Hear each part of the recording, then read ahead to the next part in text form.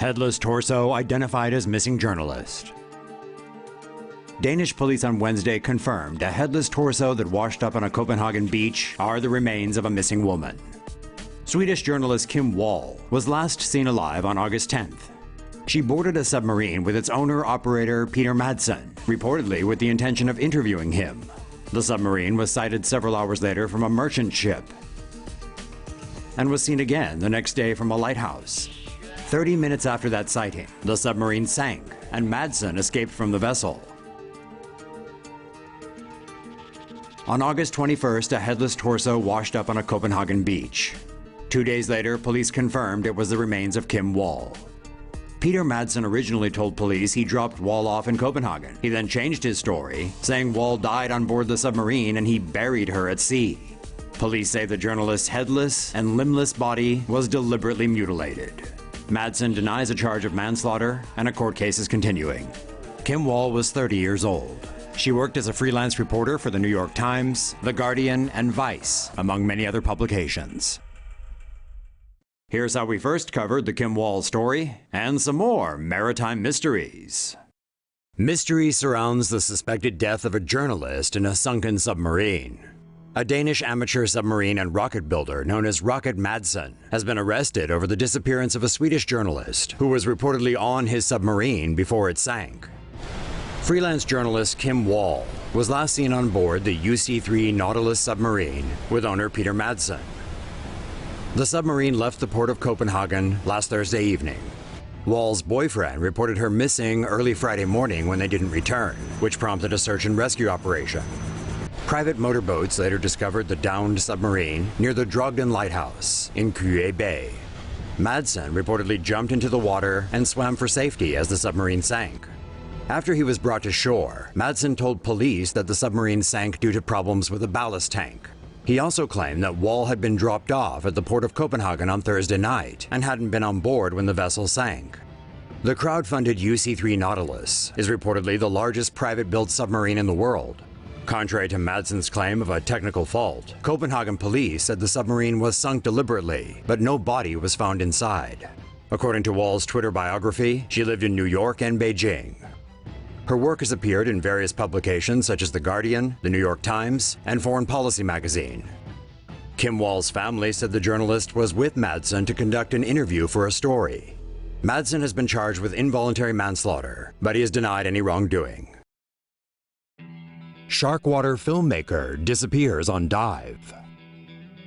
The U.S. Coast Guard is searching for a Canadian movie director and conservationist who went missing in waters off Miami. On Tuesday, filmmaker Rob Stewart went diving with a small group of people near the wreck of the Queen of Nassau in the Florida Keys. The group dove to depths of nearly 70 meters as part of filming for the sequel to Stewart's 2006 documentary Sharkwater.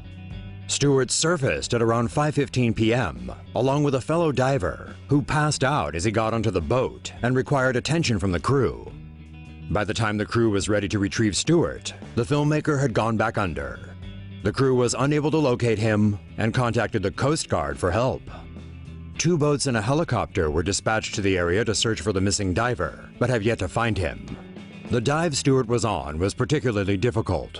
Though experienced, his family believe it may have taken its toll on him after the 3rd try, leading him to lose consciousness. Coast Guard searches for family lost at sea. Search and rescue operations are still underway for a family of 4 that went missing during a storm at sea. Florida man Ace Kimberly and his teenage children set sail from Sarasota to Fort Myers Sunday morning, but encountered rough seas near Englewood. The family called a relative around 3 p.m. to inform them about 6-foot waves and a thunderstorm.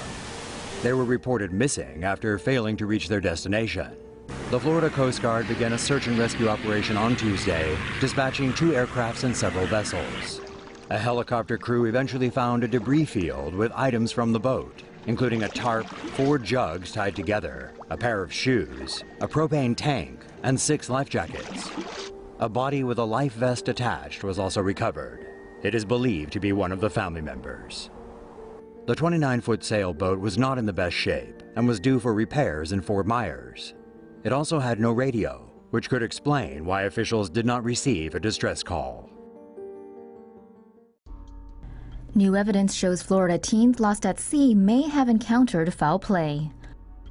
9 months after 2 Florida teens vanished at sea, a Norwegian freighter spotted their 19-foot sea craft capsized miles from the Bermuda coast. The finding has revealed new clues about their disappearance. Austin Stephanos and Perry Cohen, both 14, were last seen leaving Florida's Jupiter Inlet on July 24, 2015 for a fishing excursion off Florida's coast. The teens disappeared that afternoon as a large storm hit the area. Months later, the teens' capsized boat was discovered about 100 miles off the Bermuda coast. According to investigators, the boat's battery switch and ignition had been intentionally switched off before the vessel capsized. The battery switch is reportedly difficult to get to and can't be maneuvered by natural forces like wind or currents. The teen may have switched them off in order to conserve energy. Both the bilge pump, which pumps out water, and the radio are powered by the battery. However, it's also possible that a third party may have switched them off, which would indicate there was foul play involved with the teen's disappearance. Stephanos' iPhone was discovered on board and may hold clues as to what happened to the 2 missing teens.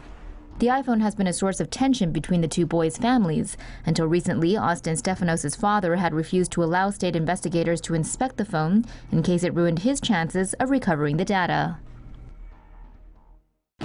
Missing surfer found alive after more than 30 hours in freezing water. An extremely lucky surfer has been rescued after disappearing for more than a day in the frigid waters of the Irish Sea. 22-year-old Matthew Bryce was last seen on his way to Westport Beach near Campbellton for a day of surfing at 9 a.m. Sunday morning. An alarm was raised at lunchtime on Monday after Bryce failed to contact his family and friends. Local police dispatched a rescue team to search for him.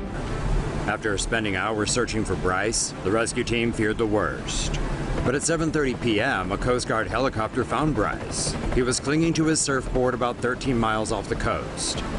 A member of the rescue team told BBC Radio that Bryce did the right thing by staying with his surfboard. He was able to stay alive for so long at sea because of his wetsuit. Bryce was hypothermic but conscious when the Coast Guard found him.